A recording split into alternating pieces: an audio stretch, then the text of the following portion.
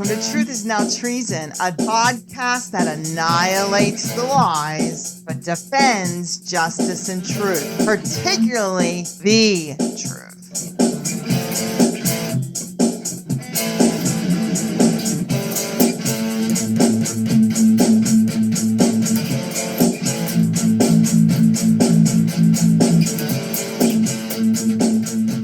So welcome to Truth is Now Treason.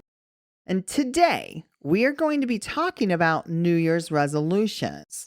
Now, we are a bit deep into January, I get it, and I know that probably means that many of you have already given up on your New Year's resolutions. If you go by the statistics, I remember a pastor saying that 98% give up on their New Year resolutions after 2 weeks.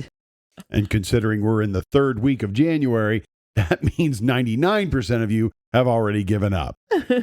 But I'm still going. I gave up on mine. Mine was to be a better husband, and I decided that was a horrible New Year's resolution. So I gave it up 2 minutes after midnight on January 1st. But I'm in the top 2% because I'm still striving for mine. And that top 2% over there is Lennox, and I'm Dietrich.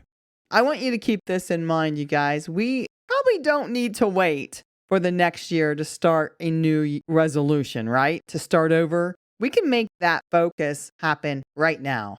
Yeah, too often we give up on things we resolve to do for the next year before the first month is even over.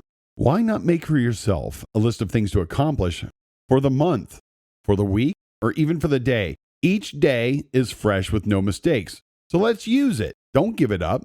And as I was looking at what I wanted to do for the new year, I was looking at myself and there was just this daunting list of things that I wanted to accomplish. And I wanted to get in shape.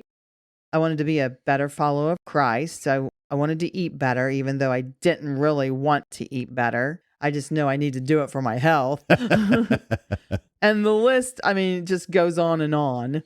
And so our thoughts were, how can we condense this all into one thing? Because we know that if we give ourselves 1,000 different goals to achieve, it's not going to happen. You're not going to accomplish a single one of them. So this is where I'm talking about myself, because I was trying to figure this out. And then as usual, I do my best thinking when I'm talking to God. So I was reading the Bible and I came across something that made me think. I was reading Ephesians chapter 1 in the Message translation. And it says this: I, Paul, am under God's plan as an apostle, a special agent of Christ Jesus. Da-na, da-na, da-na, da-na, da-na. Oh, not that kind of special agent? No. Oh, okay, I'm sorry. And he's writing to you, faithful believers in Ephesus. I greet you, this is what Paul says, I greet you with the grace and peace poured into our lives by God our Father and our Master, Jesus Christ. Yeah, the words grace and peace poured into our lives by God just jumped off the page at me. How often do you think about what is poured into your life? Now, if we're followers of Christ, then we've had grace and peace poured into us. So think about that. If you pour milk into a glass, what's it full of? Milk. And if you pour coffee into a mug, it's full of coffee, right? If we've had something poured into us, then we should be full of that thing. And if we are full of that thing, then what does that mean? It means that our life should reflect it. The way we view the world should reflect it. The way we treat others should reflect it. It should just be natural. So grace and peace, do they come naturally to you?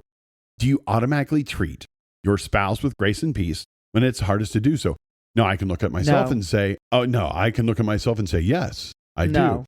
And I'm looking across and I'm looking across the table at Lennox and I can say, no, she does not. He's lying. This is a truth podcast, Dietrich. So how about the person who is hardest for you to deal with? Do you treat them with grace and peace? Now, if you were to ask an honest friend, what does it look like has been poured into you, which means what is coming out of you, what would be your friend's answer? Who would not want to have a life full of peace and grace? I mean, there's no one that would not desire this. I know I do. So the first thing we need to consider is if this is something that is completely missing from your life. And then you need to ask the question, is God in your life? And to help answer that, go to our episode, Ultimate Treason, episode 5. And this episode will help you see if you are living a life that God is in. Now, after you've answered that question, then we need to look at how do we get to where we have a life that is one grace and peace has poured out into us. So how do we do this? This is where that eternal truth, thoughts determine feelings and feelings determine actions, comes to life. If I'm going to be a person who is full of grace and peace, then I will need to act like it. And if I'm going to act like it, then I need to think like it. So what does a life that is full of grace and peace look like? Let's start first by defining what peace is. And it is defined in the Bible. The concept of peace in the Old Testament primarily refers to wholeness, completeness, total health, total welfare. And how often are we split into a million pieces mentally? I mean, we're happy with this in our lives, but we hate this. Or we might be faking it and we're not whole because we're pretending to be one thing in front of one group and something else in front of another group. Or it could be even something else at home alone by ourselves. If we feel like we have no peace in our lives, is it because we are not whole? And is it because we feel like everything is not good, which is what is meant by total health and total welfare? How do we get there? If we want and need that wholeness, what have you not given over to God? That's a simple question. If we are going to be whole, then we all need to give everything wholly over to God. No wonder we feel incomplete if we have not given everything wholly to God. If it seems that peace is lacking in your life, then what does He need from you? Now, notice what peace is not. It's not the absence of conflict, and that's what we tend to define it as so often. But that's not what it is. Remember, what does it say in the 23rd Psalm? You, meaning God, prepare a table before me in the presence of my enemies. So God's going to take care of you in the midst of everything going terribly wrong. That's what peace is. You're leaning on the one who can carry you through and take care of things that are beyond your control. But remember, this is only going to occur when we give it all to God. This is what peace will look like in our lives. We just rely and relax in God no matter what is happening in our lives. That's very different from the world's definition, isn't it? God's definition of peace relies on Him. The world's definition of peace relies on circumstances. How often are circumstances perfect? Not very often. And this peace given by God doesn't necessarily mean that you are going to feel peace 100% of the time, because in our previous episode, Our Story 3, I mentioned how I didn't have peace. I had fear that just gripped me in such a mighty way. And the only way that I could combat that fear was going to God's word and reciting His promise that He gave me. So we have human emotions. Those emotions are going to come up. They're going to surface. You're not going to feel that peace 100% of the time, but you can have peace when you rely on God and you rely on His word. There's power in His word. Yeah, this is why peace is so elusive to many. What are you basing your notion of peace on? Are you basing it on circumstances that will always change, or a God who never changes? He's always reliable. And if you dig into His word, you will find promises there for you to help you with your circumstances. So let's move on to grace. What should grace look like in your life? You know, grace is defined as undeserved favor. And I think most of us, if we were honest, probably think we deserve grace. I know I do. Trust me, traders. She thinks she deserves a lot of things. Dietrich never gives it. So that's why it's part of his New Year's resolution. The one I gave up. But when it comes to others, I think we don't give it that freely, do we? Because many times we are hurt by someone else's actions. But grace cannot be earned. It is something that is freely given. Is there someone who needs grace from you? This one can be a real challenge because there are times when there are people who will want grace from you and then will use it to abuse you. But if this is a case that you're in the middle of, then ask someone that you respect spiritually to help you with how to deal with it. And if you have no idea where to go, then look for a Christian counselor to help. Yeah, exhibiting grace in your life is a little more direct. I mean, when someone needs grace from you, it's obvious what it looks like. It is undeserved favor. They can't earn it, but you can give it. We've all had those in our lives who hurt us, whether intentionally or unintentionally. They all need grace, just like we all need grace. But something we need to keep in mind is that grace does not invite dysfunction. When we offer grace to someone, it does not allow them to trample all over us. We are to forgive, but we are to be wise in our actions.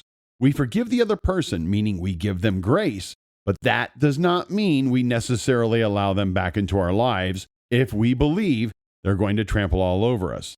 If you're unsure how to deal with this, listen to our episode called Boundaries. We all need God's undeserved favor. And a life that has been touched by undeserved favor is a life that realizes that this undeserved favor must flow from us and touch those around us. So this is why we made this our New Year's resolution, because we wanted to take everything we wanted to do, whatever it was, huge list, and sum it up into one thing. If our lives are one that is based on peace and grace that God has filled us with, then becoming a better follower of Christ should naturally flow from this. So the thing that I think I struggle with in this area isn't necessarily a serious situation where I need counseling, to forgive somebody. I think the thing that I struggle with the most is in my mind, I might look at people and their actions, and then I think that that person is either being rude to me or might give me a dirty look or might avoid me or ignore me. And so in my mind, it might irritate me. And so I get upset.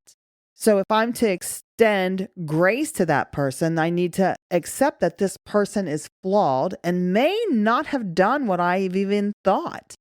And I need to extend that grace to that person. When I make that decision to extend grace to him or to her, then that's when peace will come. And that's where we have victory.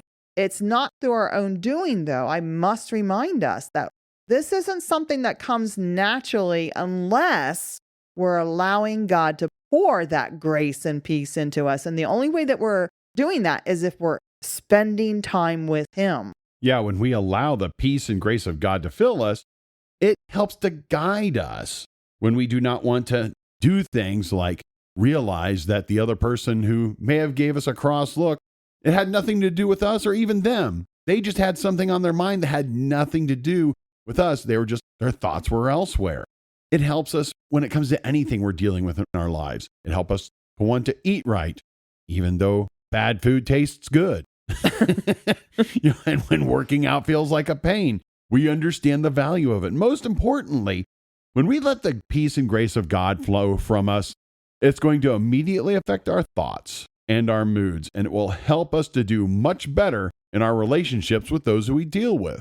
If you think about it, you'll be hard-pressed to come up with an area in your life that God's grace and peace would not change you for the better. And I invite you to use our New Year's resolution for 2024. Call now, and you can use it for the low price of $299.95 per month, plus shipping and handling. Call now. And make sure you write the check out in Lennox's name, not Dietrich's. Hey, we've put out 2 other episodes already this year. We think they're great ones. Make sure you listen to our greatest hits. Those episodes we do with songs in them, they always are the ones that get the most listens. People tend to like that stuff. So listen to that episode and then tell us which song is your favorite on that list. And then listen to our other episode we put out this year, Our Story 3. It's a great one. You won't believe what God carried us through this year. Until next time, my fellow traders.